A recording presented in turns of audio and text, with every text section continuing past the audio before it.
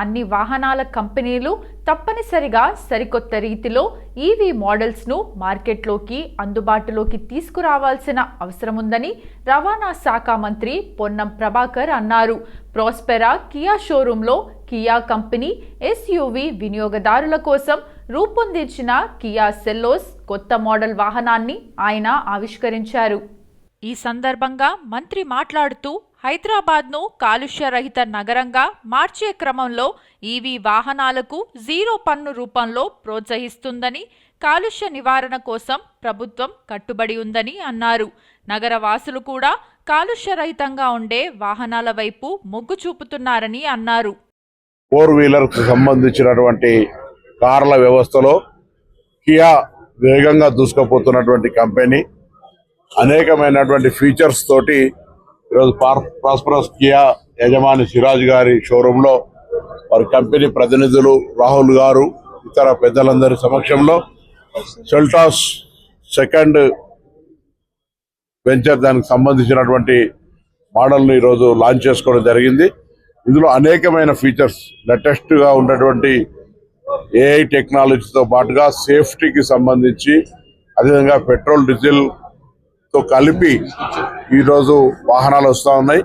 అందులో కియాకు సంబంధించిన ఒక ప్రత్యేకమైనటువంటి రక్షణ ఇతరత్ర అన్ని రకాల సౌకర్యాలు ప్రయాణం చేసే సందర్భంలో అందుకు సంబంధించినటువంటి మారుతున్న కాలానికి అనుగుణంగా వాహనం అందుబాటులో తీసుకొచ్చేటువంటి భాగంగా ఈరోజు ఈ వాహనం తయారు చేసి రిలీజ్ చేసినారు. తప్పకుండా తెలంగాణ ప్రభుత్వం నుంచి ఇప్పటికే ఈవీ రంగంలో మరి జీరో ట్యాక్స్ రిజిస్ట్రేషన్ తీసుకున్న సందర్భంగా వారిని ప్రోత్సహించి హైదరాబాద్ను కాలుష్య రహితంగా ఉంచాలనే ఆలోచనలో భాగంగా వారి యాజమాన్యాన్ని కోరినాము. ఇప్పుడు పెట్రోల్ డీజిల్ వర్షన్తో పాటుగా ఈవీ వర్షన్ కూడా తొందరగా తీసుకురామని వారికి కోరడం జరిగింది. వాహనాలు రాబోయే కాలంలో కాలుష్య నివారణ వాహనాలకు ప్రభుత్వం నుంచి ప్రోత్సాహమే కాదు, ప్రజల యొక్క ఆకాంక్ష కూడా అదే విధమైన రీతిలో తీసుకుపోవడానికి ప్రభుత్వం తరఫున అన్ని రకాల చర్యలు తీసుకుంటా ఉన్నాం. సంక్రాంతి పండుగ గురించి చెప్పండి. సికింద్రాబాద్కు శతాబ్దాలుగా ఉన్న ప్రత్యేక చరిత్రను ఎవరూ మర్చిపోలేరని సనత్ నగర్ బీఆర్ఎస్ ఎమ్మెల్యే తలసాని శ్రీనివాస్ యాదవ్ అన్నారు. సికింద్రాబాద్కు చెందిన నార్త్ జోన్ ప్రాంతాలను తీసుకెళ్లి మల్కాజ్గిరిలో కలిపేశారని ఆయన తీవ్ర ఆగ్రహం వ్యక్తం చేశారు. ఇది సికింద్రాబాద్ అస్తిత్వానికే ప్రమాదంగా మారుతోందని వ్యాఖ్యానించారు. ఈ నిర్ణయానికి వ్యతిరేకంగా కాంగ్రెస్ ప్రభుత్వంపై ప్రజలు గట్టిగా ఒత్తిడి తీసుకురావాలని ఆయన పిలుపునిచ్చారు.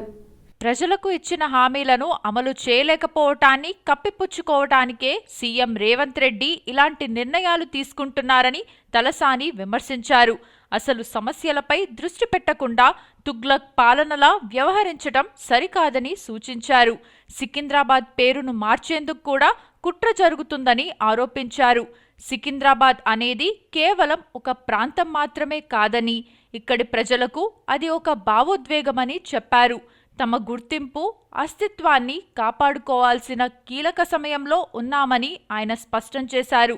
సికింద్రాబాద్ కార్పొరేషన్ జిల్లా ఏర్పాటు కోసం చేపడుతున్న శాంతియుత ర్యాలీని ప్రజలందరూ కలిసి విజయవంతం చేయాలని తలసాని కోరారు. ఒకవేళ ప్రభుత్వం ఈ ర్యాలీకి అనుమతి ఇవ్వకపోతే కోర్టును ఆశ్రయించి అనుమతి తీసుకుంటామని తెలిపారు. సికింద్రాబాద్ అస్తిత్వం ఆత్మ గౌరవ ర్యాలీ ఏదైతే ఒక శాంతియుతమైనటువంటి ర్యాలీని చేపట్టడానికి రేపు ఉదయం 9 గంటలకు సికింద్రాబాద్ రైల్వే స్టేషన్ మీదుగా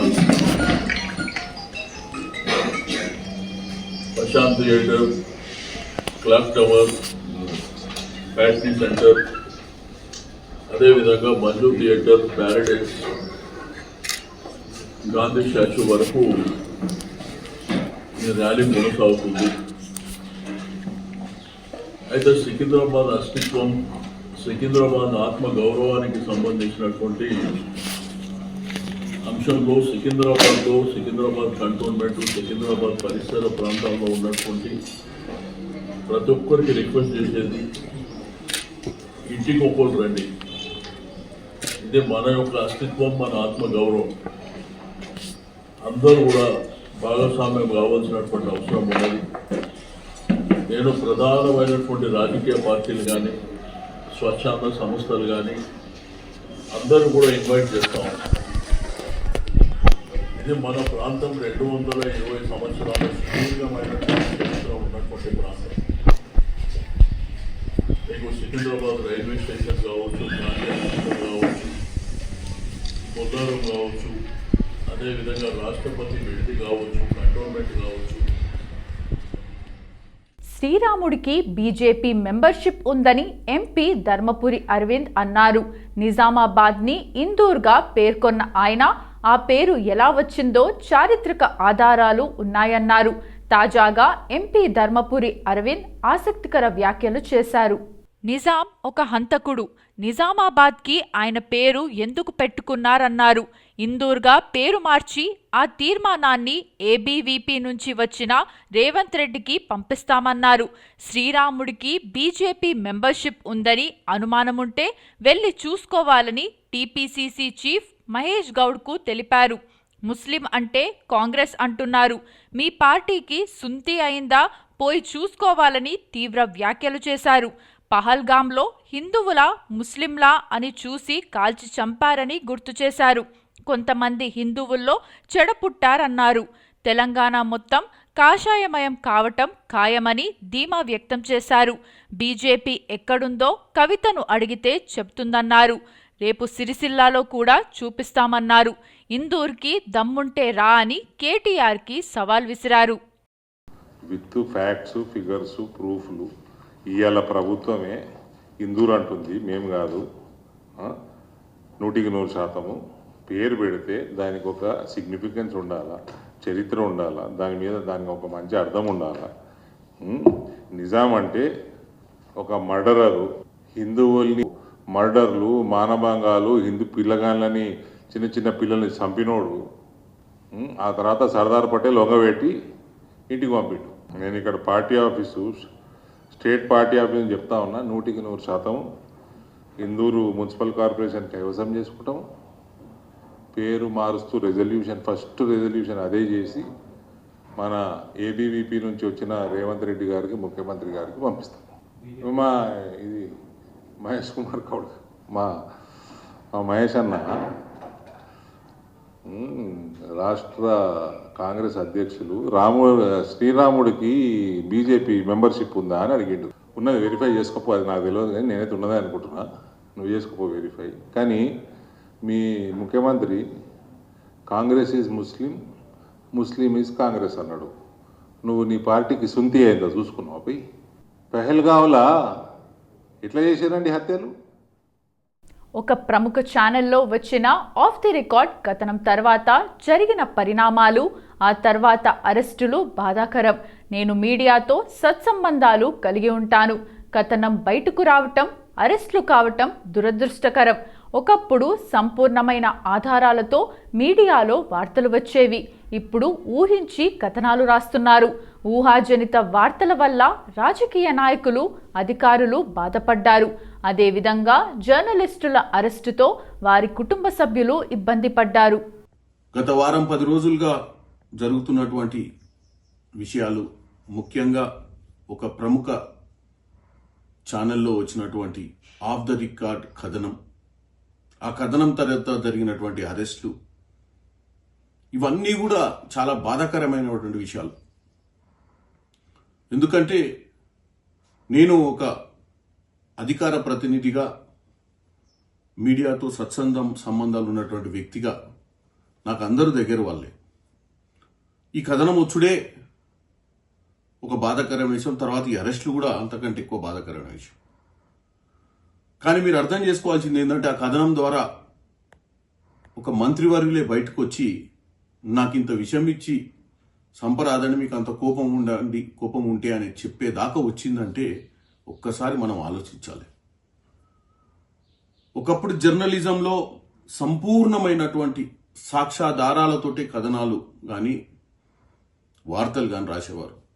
ఇప్పుడు ఊహించి ఇలా జరుగుతుందేమో, ఇలా జరిగి ఉండవచ్చేమో అన్న విధంగా మనం కథనాలు రాయడంతో ఒక మంత్రిగా ఉన్నటువంటి వారే ఇట్లా వచ్చి వాళ్ళు బాధపడుతున్నారంటే, మరి ఒక ఉన్నత చదువుకొని ఆ స్థానంలో ఉన్నటువంటి అధికారిని, మరి ఆమె కుటుంబంలో కానీ ఆమె సమాజంలో ఆమె పనిచేసే వ్యవస్థలో కూడా ఆమె ఎటువంటి పరిస్థితులకు ఎదురవ్వాల్సి వస్తుందో మీరు ఆలోచించండి. ఈరోజు ప్రభుత్వం మీద తీవ్ర ఒత్తిడి రావడం వల్లనే సమాజంలో మార్పులు వేగవంతంగా జరుగుతున్నాయని వాటిని విద్యార్థులు అందిపుచ్చుకోవాలని సినీ నటుడు శుభలేఖ సుధాకర్ సూచించారు. శివశివాని ఇన్స్టిట్యూట్ ఆఫ్ మేనేజ్మెంట్లో 2 రోజుల పాటు జరగనున్న 27వ సమన్వయ్ కార్యక్రమానికి ఆయన ముఖ్య అతిథిగా హాజరై జ్యోతి వెలిగించి ప్రారంభించారు. ఈ సందర్భంగా ఆయన మాట్లాడుతూ యువత కూడా సాంకేతిక రంగాల్లో ముందంజలో ఉన్నారన్నారు. ఉద్యోగ అవకాశాల్లో కూడా విప్లవాత్మకమైన మార్పులు వచ్చాయన్నారు. విద్యార్థులు వాటిని తమకు అనుకూలంగా మార్చుకోవాలన్నారు.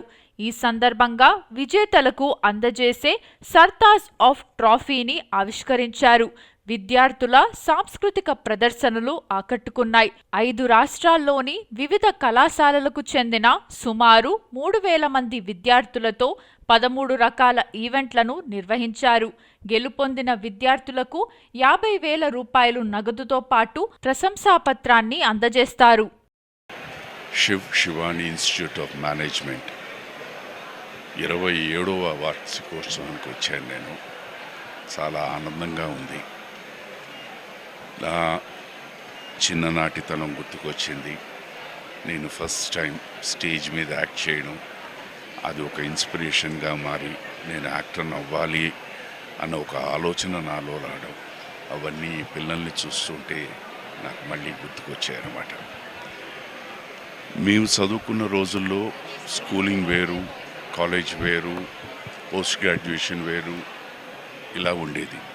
బట్ ఇవాళ ఎంత ఆనందం అనిపిస్తుందంటే, మీరు ఒక్కసారి కిండర్ గార్డెన్లో ఇక్కడ చేరితే మీ టోటల్ పీజీ వరకు ఇక్కడే చదువుకునే అవకాశాలు ఉన్నాయి. ఇది ఒక విధంగా ఎంత సౌకర్యం అంటే తల్లిదండ్రులకి 10th అయిపోయిన వెంటనే ఎక్కడ జాయిన్ చేయాలి అన్న పెద్ద ఒక డైలమాలో ఉంటుంది ప్రతి తల్లి తండ్రికి. అదైపోయిన వెంటనే గ్రాడ్యుయేషన్, అదే డైలమా.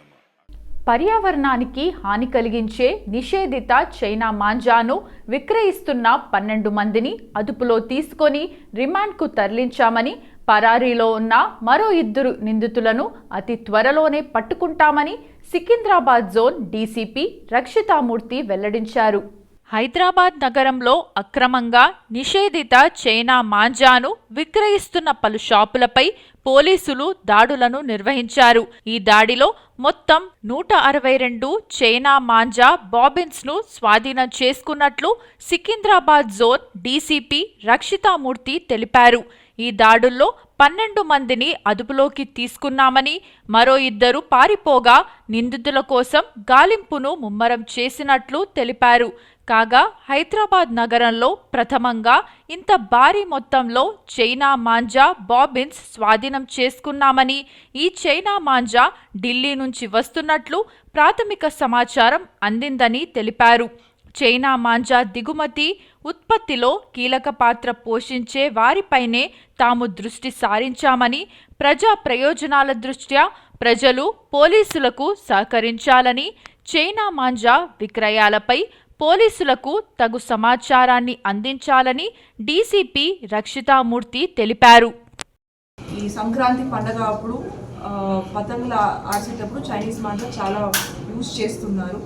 సో ఒక స్పెషల్ డ్రైవ్ పెట్టి ఒక లాస్ట్ 10 to 15 days నుంచి సికింద్రాబాద్ జోన్లో పోలీస్ స్టేషన్ పరిధిలో ఒక ఎస్ఐఏ ఆధ్వర్యంలో స్పెషల్ టీమ్స్ పెట్టాము.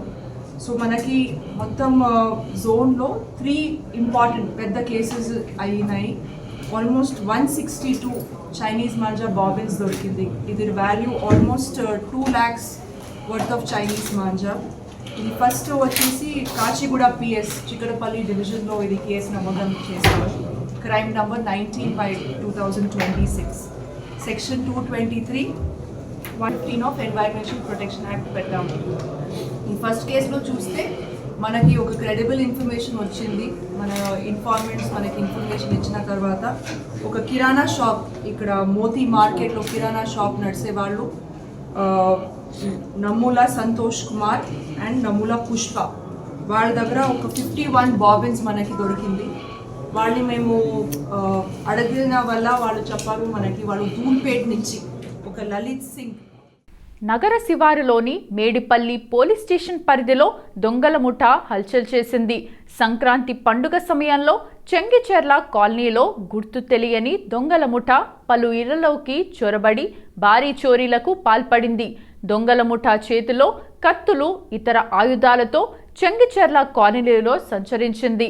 ముందుగానే రెక్కీ చేసుకొని కారులో వచ్చిన ఈ ముఠా దాదాపు 12 ఇళ్లలోకి చొరబడి నగదు, బంగారం, వెండి ఆభరణాలు, విలువైన వస్తువులను దోచుకుంది. వరుసగా ఇళ్లల్లో చోరీకి తెగబడ్డ దుండగులు ఆపై అక్కడి నుంచి పరారయ్యారు. తమ ఇళ్లల్లో దొంగతనం జరిగినట్లు గుర్తించిన బాధితులు వెంటనే మేడిపల్లి పోలీస్ స్టేషన్లో ఫిర్యాదు చేశారు. దీంతో పోలీసులు ఘటనా స్థలానికి చేరుకొని క్లూస్ టీంతో కలిసి ఆధారాలను సేకరించే పనిలో పడ్డారు. కేసు నమోదు చేసిన పోలీసులు చోరీ జరిగిన ప్రాంతాల్లో సీసీటీవీ ఫుటేజ్, ఇతర ఆధారాల ఆధారంగా దొంగలను గుర్తించేందుకు ప్రయత్నిస్తున్నారు. పండుగ సమయంలో చాలా మంది స్వస్థలాలకు వెళ్లిపోవటంతో ఇల్లు ఖాళీగా ఉండటాన్ని అదునుగా భావించి దొంగలు ఈ చర్యకు పాల్పడినట్లు పోలీసులు అంచనా వేస్తున్నారు. కాగా సంక్రాంతి సమయంలో స్వగ్రామాలకు వెళ్లేవారు జాగ్రత్తలు పాటించాలని, పొరుగువారికి సమాచారం ఇవ్వాలని, సీసీటీవీలు, అలారం సిస్టమ్స్ ఏర్పాటు చేసుకోవాలని పోలీసులు సూచనలు చేశారు. త్వరలోనే దొంగల ముఠాను పట్టుకుంటామని పోలీసులు తెలిపారు. అనుశక్తి నగర్ నా కాలనీ పేరు NFC housing society colony, Chengicherla. ఈ కాలనీలో 2 ఇళ్లలో దొంగతనం జరిగింది. పక్కన మా కాలనీ పక్కన ఇంకో కాలనీస్ ఉన్నాయి, కనకదుర్గ నగర్ అనేసి. అక్కడ కూడా దొంగతనం జరిగిందని ఒక 10 నుంచి 13 ఇండ్లు మొత్తం కలిసి జరిగింది. చాలా పెద్ద ఎత్తున జరిగింది. ఒక కాలనీలో 2 ఇండ్ల దొంగతనం జరిగింది.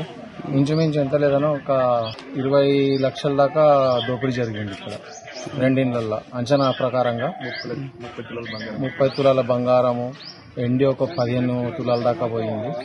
ఇంకా కొంచెం క్యాష్ రూపంలో కూడా క్యాష్ ఉంది. క్యాష్ కూడా ఒక 2.5-3 లక్షల దాకా పోయింది. మా పక్కన కాలనీలలో వచ్చేసి పెద్ద ఎత్తున దోపిడీ జరిగిందని సమాచారము. ఇది 1 గంట నుంచి 3 గంటల ప్రాంతంలో జరిగినట్టు మా వీడియో క్లిప్పింగ్స్ వల్ల చూసుకుంటే మాకు తెలుస్తుంది. చెంగిచెర్లలోని కనకదుర్గ కాలనీ, అనుశక్తి కాలనీల్లో దొంగతనాలు జరిగినట్లు సమాచారం అందుకున్న మేడిపల్లి పోలీసులు ఘటనా స్థలానికి చేరుకున్నారు. ఇంటి యజమానులు సంక్రాంతి పండక్కి వెళ్లిన సమయంలో దొంగలు చోరీ చేశారు. మొత్తం 8 ఇళ్లలో చోరీలు జరిగాయి. తాళాలు పగలగొట్టి దొంగలు చోరీకి పాల్పడ్డారు. ప్రాథమికంగా 30 తులాల బంగారం, 8 కేజీల సిల్వర్, 2 లక్షల నగదు చోరీకి గురైనట్టు నిర్ధారణకు వచ్చాం. ఇది అంచనా మాత్రమే. చోరీకి గురైన సొత్తు ఇంకా పెరగొచ్చు. ఇప్పటికే దొంగతనంపై క్లూ సేకరించటం, టెక్నికల్ ఎవిడెన్స్ కూడా సేకరించాం. ఎలాంటి ఆయుధాలతో దొంగలు చోరీకి పాల్పడలేదు. చోరీలో ఎంతమంది పాల్గొన్నారు అన్న అంశంపై దర్యాప్తు చేస్తున్నాం అన్నారు. 10 o'clock ఒక సమాచారం వచ్చింది. దాని ప్రకారం ఇది కనకదుర్గ కాలనీ, చెంగిచెర్ల ఏరియా. ఇక్కడ దొంగతనాలు జరిగినాయని చెప్పేసి సమాచారం వచ్చింది.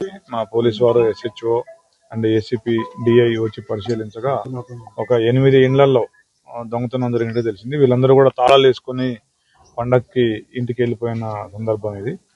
ఈ 8 ఇళ్లలో కూడా మొత్తం అన్ని ఇళ్లలో కూడా వీళ్ళందరూ కూడా లాక్ ఓపెన్ చేసి, MO ఏంటంటే లాక్ బ్రేక్ చేసి ఇంట్లోకి ప్రవేశించినారు ఇన్మేట్స్ ఆబ్సెన్స్ లో. మొత్తం కలిపి ఒక ఇప్పటి వరకు ప్రాథమిక అంచనా అది ఇంకా కొద్దిగా పెరగవచ్చేమో అనుకుంటున్నాము. ఒక 30 తులాస్ gold, 8 kg silver and around 2 lakhs cash పోయినట్టుగా ఇన్మేట్స్ చెప్తున్నారు. సో క్లూస్ టీమ్ వచ్చింది. మాకు కొన్ని క్లూస్ కూడా ఉన్నాయి, అదర్ టెక్నికల్ క్లూస్ కూడా ఉన్నాయి. ఆ క్లూస్ టీంలో కూడా 1-2 క్లూస్ వచ్చినాయి. ఇంకా వర్కౌట్ చేస్తున్నాము. అన్ని ఇల్లు నిశ్చితంగా పరిశీలించి క్లూస్ సేకరించి we will catch the culprits. Thank you. అంటే ముందు జనరల్ గా సంక్రాంతి ఏ పండుగకైనా జనాలు ఊళ్ళలోకి వెళ్ళిపోతారు. ముందు అవేర్నెస్ కల్పించడం అట్లా అవన్నీ చేసామండి. అవన్నీ కూడా ఆటోస్ పెట్టడం కానీ, కరపత్రాలు రిలీజ్ చేయడం కానీ, మీటింగ్స్ పెట్టడం కానీ అవన్నీ కూడా చేయడం జరిగింది. ఇక్కడ కూడా లోకల్ గా పాయింట్ బుక్స్ ఉన్నాయి, ప్లస్ పెట్రోల్ కార్స్ కూడా తిరుగుతాం. అంటే ఆయుధాలతో వచ్చారు? లేదు, అట్లాంటిది అయితే కనపడలేదు. మనకి వచ్చిన ఎవిడెన్స్ ప్రకారం వాళ్ళు వితౌట్ వెపన్స్. ఇప్పటి వరకు ఎంతమంది? చైనా మాంజా వద్దు, ప్రజల ప్రాణాలు తీయవద్దు అంటూ వీధి వీధి తిరుగుతూ ప్రజలకు అవగాహన కల్పిస్తున్న పర్యావరణ సామాజికవేత్త కోలా రవీందర్ తన వాహనంపై బ్యానర్ కట్టుకొని వాడవాడలా తిరుగుతూ ప్రచారం చేస్తున్నారు. ఎవరికి హాని తలపెట్టకూడదని అవగాహన కలిగిస్తూ ఒకవేళ విక్రయించేవారు దొరికినట్లయితే స్థానిక పోలీసులకు గాని చెప్పినట్టయితే మీ పేరు గోప్యంగా ఉంచబడుతుందని, ఒకవేళ విక్రయించిన వారు దొరికినట్లయితే తప్పనిసరిగా జైలు శిక్ష అనుభవిస్తారని, కొనుగోలు చేసిన వారికి కూడా శిక్ష పడుతుందని, దానివల్ల ప్రమాదాలు జరుగుతున్నాయని అన్నారు. మన చిన్నపిల్లలు సంక్రాంతి సందర్భంగా రాష్ట్రంలో మన సంక్రాంతిని చిన్నపిల్లలు పతంగులతో ఆడుకుంటారు, కేరింతలు వేస్తారు. కానీ దొంగచాటుగా కొందరు చైనా మాంజా విక్రయించడం వల్ల దానితో చాలామంది ప్రాణాలు పోతున్నాయి. మన పేపర్లో మీడియాలో చూస్తున్నాం. రాష్ట్ర ప్రభుత్వం పోలీస్ అధికారులు కూడా ముమ్మర తనిఖీలు చేస్తున్నారు. కానీ దొంగలు కొందరు దొంగచాటుగా విక్రయించడం, బుద్ధి లేని వారు తెలియలేని వారు పైకి ఎగరడంతో ఆ దారంతో చాలామంది గొంతులు కోసుకుపోతున్నాయి. గతంలో ఒక మిలిటరీ అబ్బాయి కూడా చనిపోవడం జరిగింది. మొన్ననే ఒక పోలీస్ అధికారి కూడా గొంతు కోయడం జరిగింది. నిన్ననే సుమారుగా ఆసుపత్రిలో 10 కేసులు రావడం జరిగింది. ఇకనైనా ఆ మాంజా విక్రయించేవారు మానుకోండి, దాన్ని కాలబెట్టండి. ఒకవేళ విక్రయించిన వారి పేరు స్థానిక పోలీసులు కానీ మాకు కానీ చెప్పినట్టయితే 1000 రూపాయలు బహుమతి ప్రకటించడం జరిగింది. దయచేసి గ్రహించండి, ప్రాణాలను కాపాడండి. అది మాంజా చాలా ప్రమాదకరం. అది అటెంప్ట్ టు మర్డర్, చాకుతోని నువ్వు కోసినట్టుగానే ప్రభుత్వం భావిస్తుంది. మీకు జైలు శిక్ష పడుతుంది, జరిమానా పడుతుంది. జాగ్రత్త. తస్మత్.